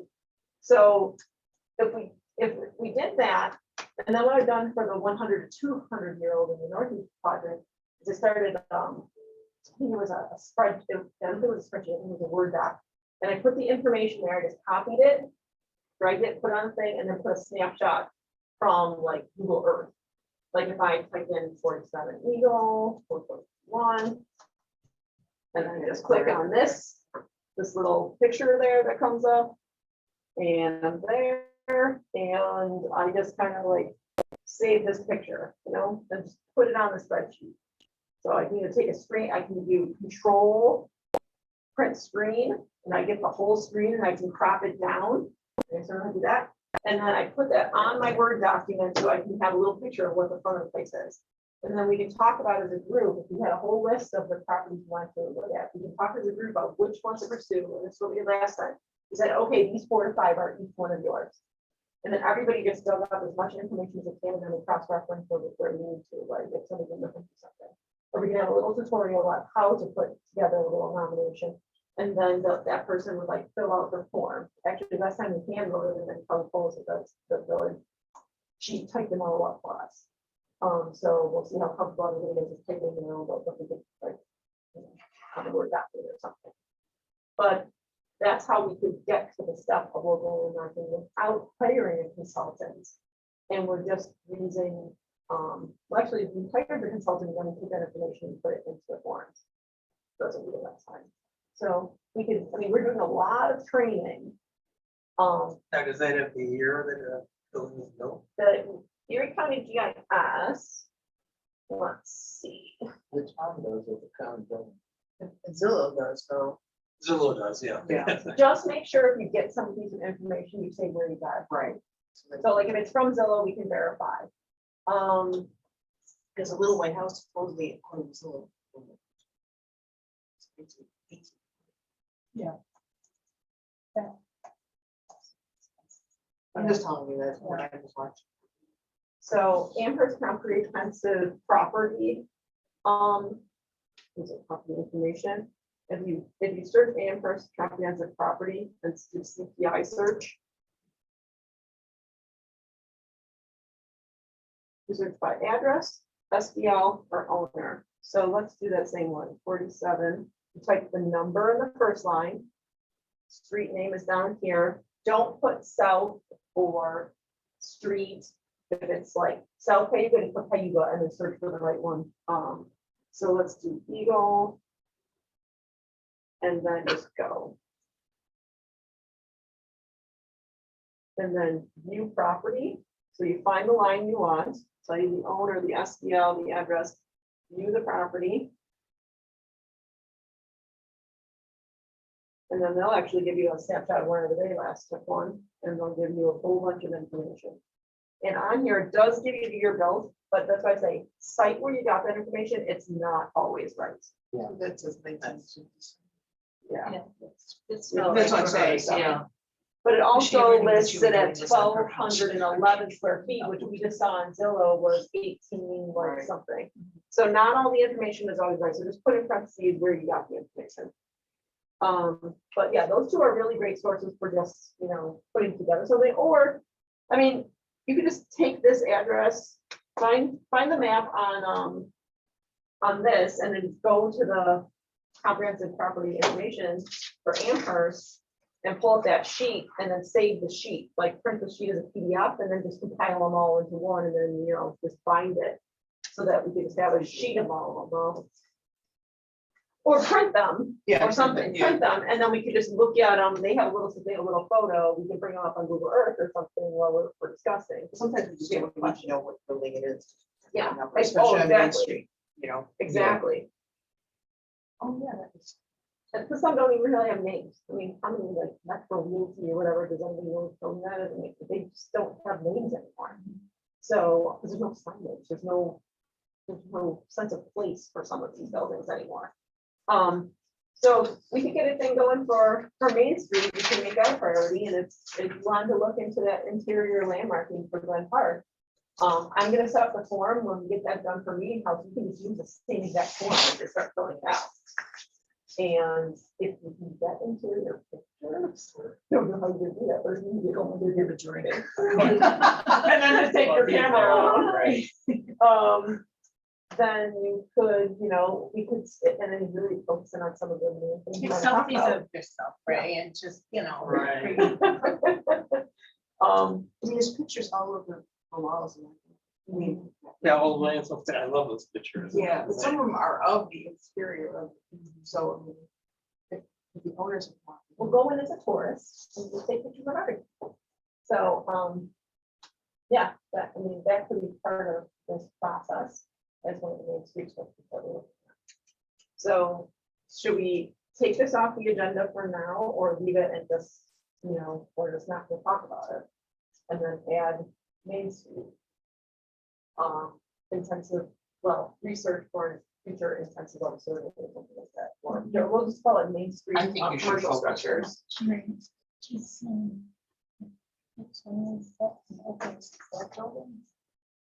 You know what I was about that? Is, yeah, because they lived there for a long time. It's father.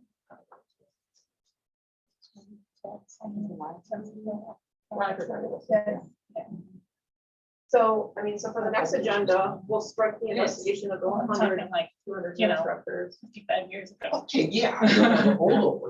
Like the poison ivy and. That one is that. Yeah, just that- take, we just take the ones that are on the survey, really exclude them from the list. Well, yes, and even the ones that weren't accepted as landmarks, we still have information on those. So those could be try agains too. I mean, it depends what people think. I mean, Okay, 3:15, should we move along? Yep. Training opportunities, so we've had 2 roundtables thus far. Our PBN training is getting postponed because of staff changes. National Alliance Preservation Commission, with a webinar tomorrow at 1 p.m. There's also the grave site for the National Trust for Historic Preservation webinar. New business, Newberry, I was told. If you do training and it's been approved by the village board, email Judy and let her know. I gave her the names of everybody who was at the round table last week, just so that everybody gets the credit for the time. I don't always know if you do a Zoom meeting at home or something like that. I can't tell you that, but if you do, let her know. Well, if I can get into the one tomorrow, because I'm even hard time finding their email, so. Okay, I'll look for it. And I think I can do that. Okay, and if you do, when you participate, then let her know. Sure. Yes. Okay, Newberry Taylor, I was told that they was coming for something because their approvals got. Can I have this like they were expired, but I was told Colin Chickle was looking into it and I didn't hear that. When you go historic district markers, so we approved spending the bucks on bronze plaques. Mary, Ben, and I went to the site and went, where would we put this? I think it's determined that a bronze plaque is not the appropriate marker for this site. They came in for the budget that we approved, however, it might be best to do a metal sign, put on both of the main streets, the green streets, signs for East Spring Street on both sides, so there'll be 4 total, and Rock Street. They'll be on Main Street, they're bigger, you see them right under the street sign, just pull up one.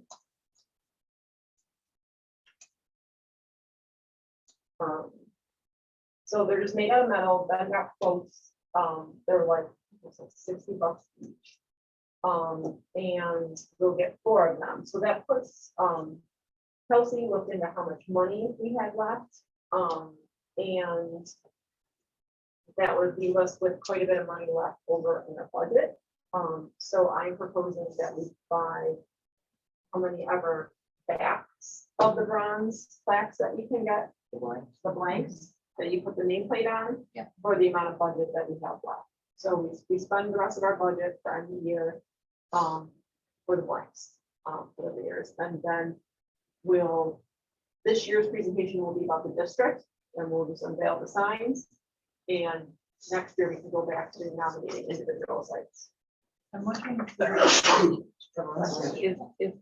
a sign that might be needed from on Rod Street going down, but is there another place that we might? We talked about the overlook where they have the sign about Glen Park. Yeah. We will put something there too. Okay. Right, but I don't think right now. I Right, think we'll focus on these 4 signs. We want to have the signs on Main Street for the presentation. Right, okay, yeah. Yeah. But think that I would be saw a you good doing that. education area. to Yeah. do that. Yeah, so it'd be something like that. That's great. So I'm not sure about the shape yet or the colors. I have to get with this people from Really nice. them, but something like that with the picture would actually be this. Mhm. I have that from probably 100 years ago as an image. And so we'll have a picture of that, and then we'll say the historic districts, and that will be visible for everybody.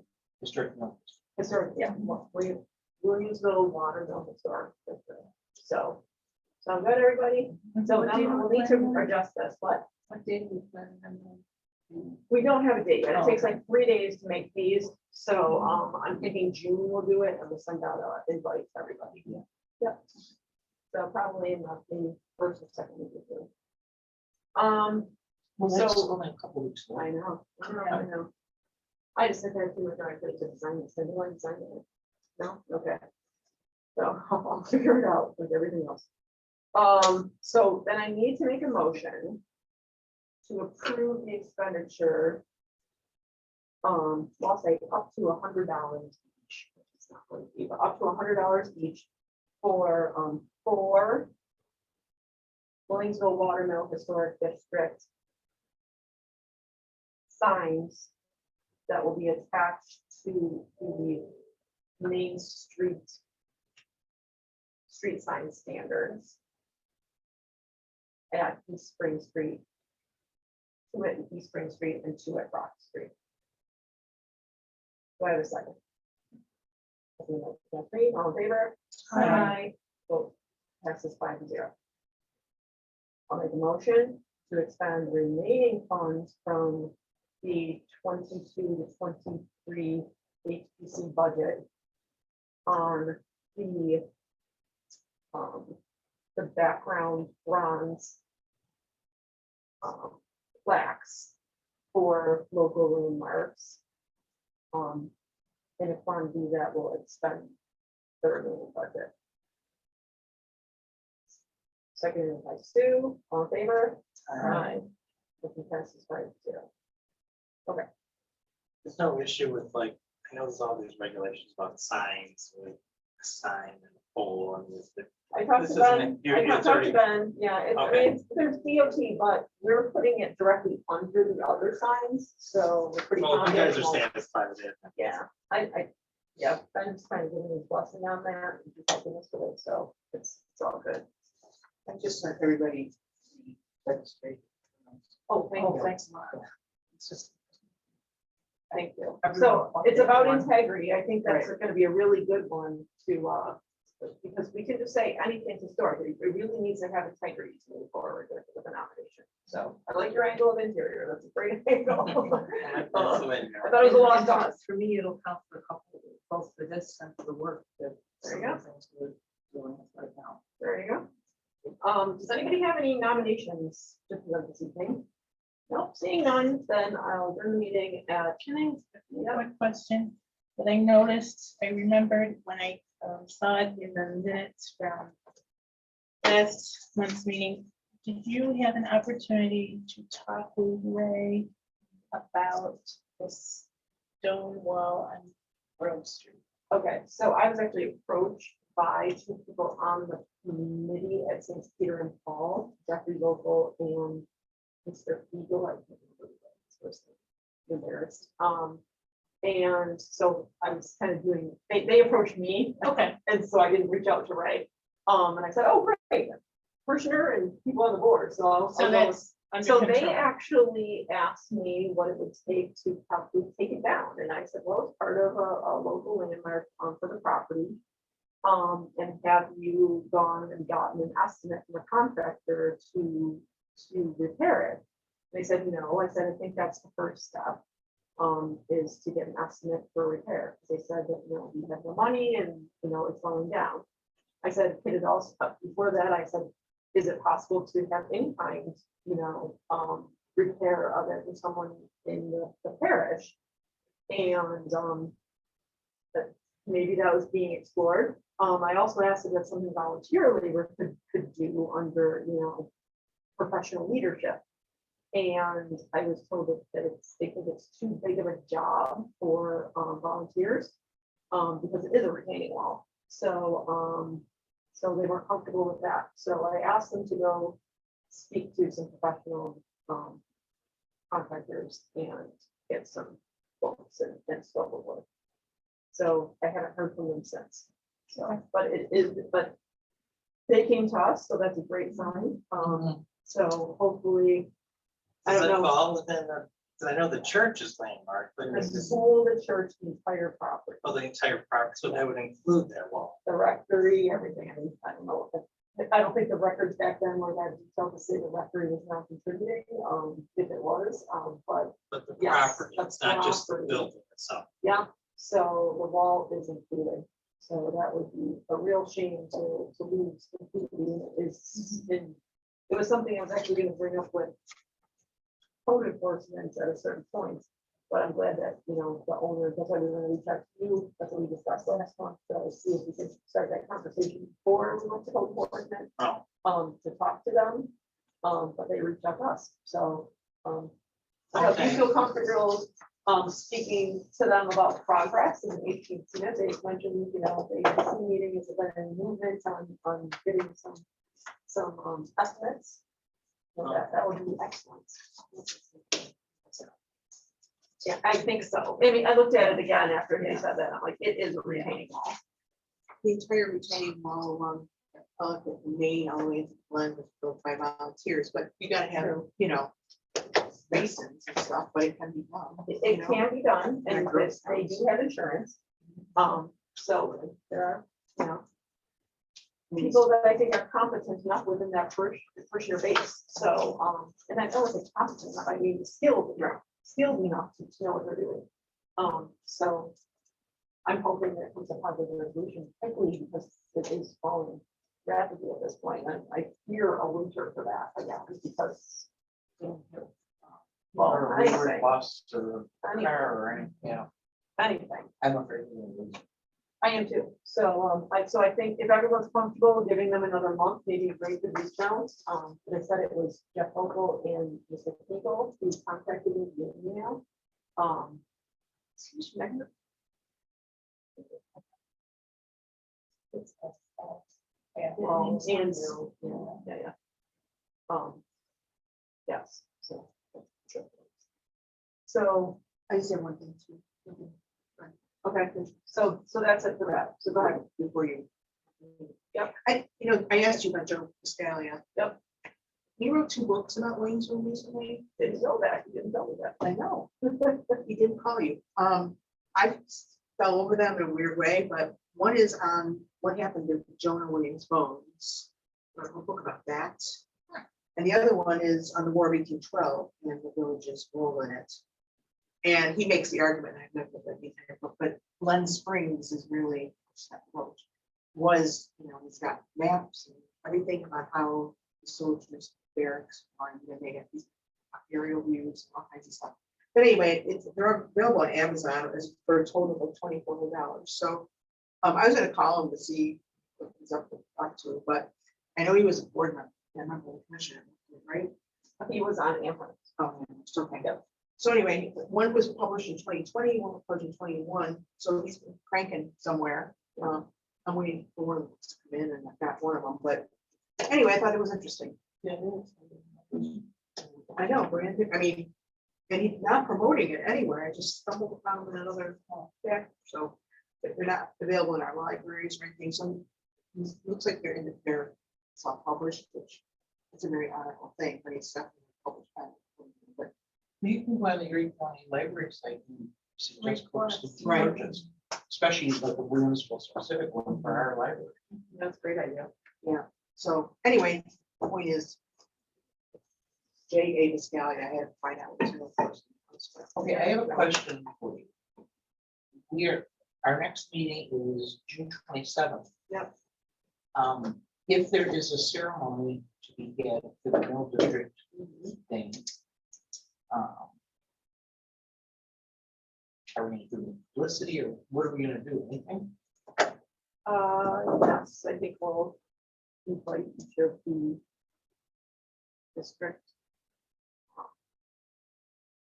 property owners and send out a message. And I would think maybe even break the village board. Oh, absolutely. Okay. I'm thinking if this happens before the next meeting, we aren't gonna have any planning time at all. Right. And it's gonna fall on me, you know that.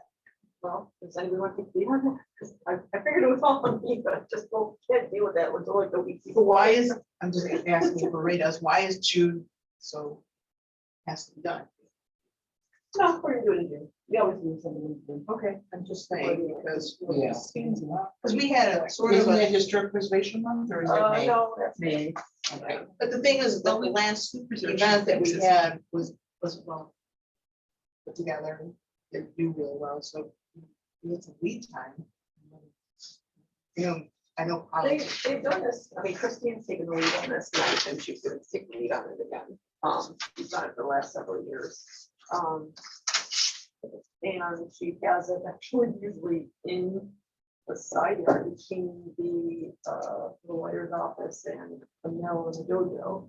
So you just put some tables and chairs there and has a ceremony, but I think this one would be, you know, more like people standing on Main Street with an unveiling of the signs. Absolutely. Yep. Absolutely. Because didn't used to do farmers market. Isn't that the same? They did, she did it on Saturdays. Right, and then so you get the crowd from the Well, farmers there's market. people around. Right, So so it isn't when they see a draped Yeah, thing and then, you know, and then we have a unwind. yep, That's what I think we should. yep. And I usually have baseball going on, so, yeah. So I can talk to Christine and see what she's doing, for that. She knows that the mill district is the topic for this year. So we'll probably end up doing it on June.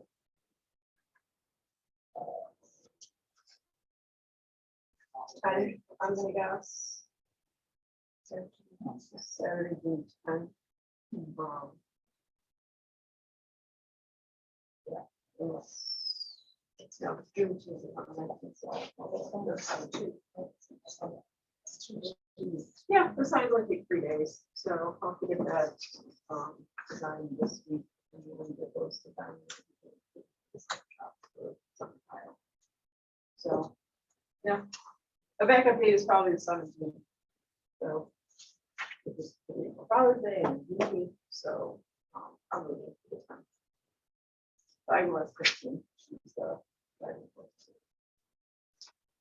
So more information on all you guys know, because it'll be the HPC, the property owners in the district, and the village board. I mean, people can come and watch, but I mean, it's gonna be pretty tight.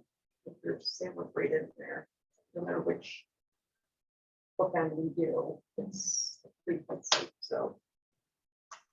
Yep. Okay. Good. Nice. I just So, had yeah. a couple things I brought that might have some interest to folks. Maybe you've seen these. Sears houses, 1920. Yeah. And this is just another, but if you look at these catalogs, you're gonna see these houses from all over the village are in there. So we're just sort of interested. So if someone wants to take these and bring back the next meeting, if you're interested in them, you know, it's up to you. Yeah, just for our next case. I'm looking for my house. There's only like 3 in the village, I think, so. And there's How many thousands of Oh my those have you God. seen? It's a pretty big Oh, yeah, there is. thing. The Dutch mill. I like those, Those are great. those Spanish houses on Monroe. Oh, they're in there, They're in, well, this is on Monroe, that house. Oh, That's yeah, not- it's the yeah, corner, you see. right? Yeah, well, it's sort of in the middle of the block, it's just sort of a brick, it's on, it's brick, Okay. but, Those Spanish ones, those people They're are in there, coming to me. yeah, you're there. Oh, Oh, my yeah, God. yeah. Oh, my Yeah, God. that's- yeah. Hey, every time it passes, I'm like, what did those end up? Oh, my God. Yeah. And here's all kinds of lighting. Oh, by the church lights. That's what I'm saying, yeah. Oh, my Behind God. the church lighting. Oh, my God. Furnaces and plumbing systems. Yeah, I think those are on Amazon. I was looking for this one.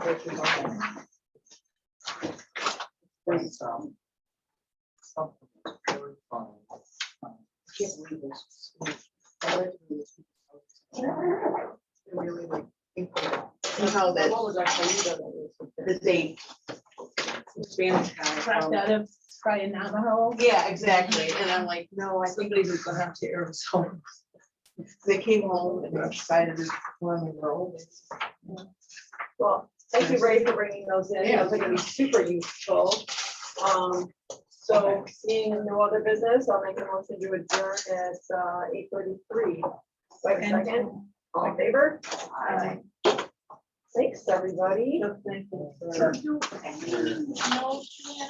Jeff. Nope. Hey, Chip, I had a discussion with Tom Webb. Is that's that why I was W- late, 'cause I was on the phone with him. Yeah. I'm gonna have him come to the next work session. Okay. She looks and tired, talk to the right? board. Yeah. Yeah, I mean, Mark called me today too. I mean, No. these guys are not on the same page. so Yeah. we gotta- So, That might be. Thanks, You need Jerry. to come to the. yeah, some position or resolution. just what? No, just for like Okay, I just reference. wanna let Yeah, okay, yeah, no, Tom called me She's yesterday got the too. notes. but, No, I I haven't think that's checked. okay, I haven't- yes. I haven't had a chance to Well, go back today. Talks, and you kept me on- I kept on saying, I have We to used go to to a run meeting, into, I have to go to a meeting. she's got kids. Yeah. Pages, Trying to get No, my hours I I don't know. So hopefully we can hear. Yeah, yep, all right. All right. Thank you. Yep. So now that that is on. No, it's recording. To talk to us about. Yeah, I talked to Tom already. He is not on board Just say it's, for, you know, You know, he needs to come and explain it to the Survey. board. and he makes sense. I mean, Yeah. I'm not a lawyer, so. And if he's got suggestions to change our code to make it work better. Housewives everywhere. he We're can all- talk to the board. Yeah. It's about closets. Oh my god. I haven't listened to a lot of stuff like how sexist the world was not too long ago. No, it's not. Oh, yeah, well. You can look in the seventies and employment was divided by men and women. Oh, yeah, right. And these commercials that were advertising secretarial positions for women. Like, Girls. this Oh. is the most you'll ever want. I had a conversation today Wasn't long with ago. a very high official in the city of, or the county of Erie, basically, who was looking for some information. And he not only